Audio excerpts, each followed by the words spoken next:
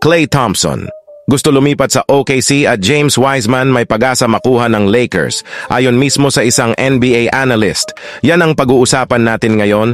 Pero kung bago ka pa lang po sa aking channel, pwede po bang mag-subscribe ka kung nagustuhan mo yung aking video?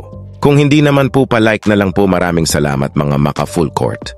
Mainit na balita ngayon para kay Klay Thompson mga maka full court. Bago pa man malaglag ang Golden State Warriors sa playoffs, ipinangako na nga ng general manager ng Warriors na ire-retain ang kontrata ni Klay Thompson sa darating na 2024 to 2025 season. Naibalita na nga din natin na nagkakaroon ng interes sa kanya ang Los Angeles Lakers, Orlando Magic at Philadelphia 76ers.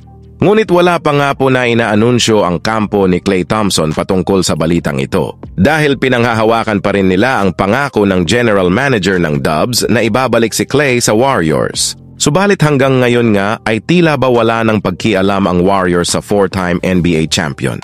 Kaya naman sa ngayon nga ay mismo si Klay Thompson na nga po ang umaksyon dahil ayon nga mismo sa inilabas na balita ng Basketball Forever via Heavy Sports.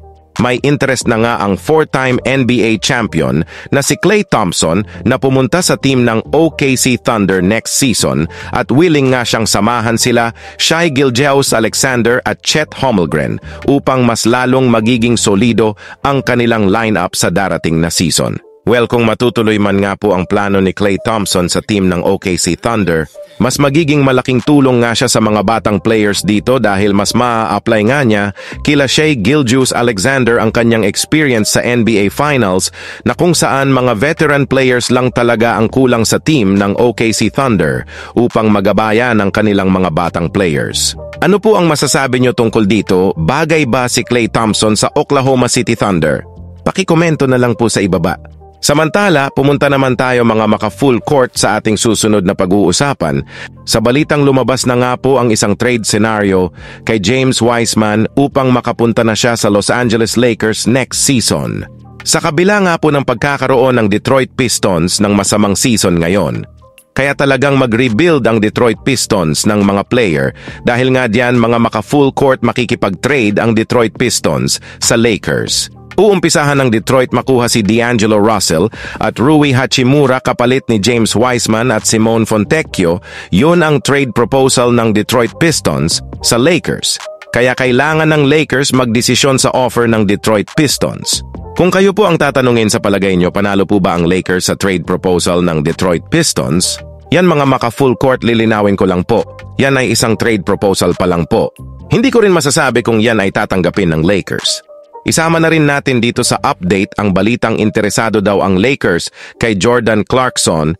Isa nga daw to sa tinitignan ng front office ng Lakers ay ang pagkuha nila kay Jordan Clarkson. Gusto nga daw ito maibalik ng Lakers dahil kailangan nila palakasin yung mga bench players nila. Dahil ito ang naging issue ng Lakers noong nakaraang season, kakulangan sa consistent na player of the bench na makakatulong sa kanila pag masama ang laro ng mga starters. Alam naman natin na naging 6th man of the year si Jordan Clarkson. Kung kayati may maaasahan ka na tulong galing sa bench na kayang mag-ambag kung kailangan na kailangan ng tulong ng team. Ano po ang masasabi nyo tungkol dito? Tama po ba na dapat ibalik si Jordan Clarkson sa Lakers? Paki-komento na lang po diyan sa ibaba at babasahin ko yan. Maraming salamat po.